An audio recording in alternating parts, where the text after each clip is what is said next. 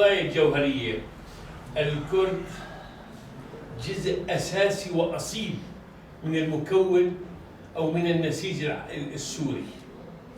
عاشوا فترة ظلم، كثير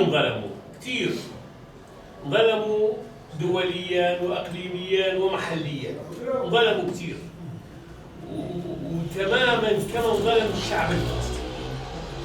لكن نقول، وهذا أملنا، القضية الكردية قضية وطنية وبامتياز،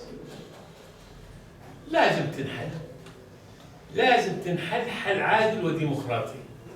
تقولوا ما بدنا أحزاب إثنية، يا أخي حلونا القضية الكردية وبتشوف كل العالم موجودين بالمواطنين. أنا أأكد على إنه الحالة الكردية أو القضية الكردية إذا ما انحلت والله ما راح نقدر نحل القضية السورية، وراح نبقى في حالة تراجع. أملنا من الشباب إنهم كمان يساعدوا السوريين في حل مشكلتهم هن، وبعدين يحلوا لنا المشكلة السورية بعد ما يحلوا مشكلتهم. الله يوفقكم، نتمنى لكم كل خير. والله اتوقع يعني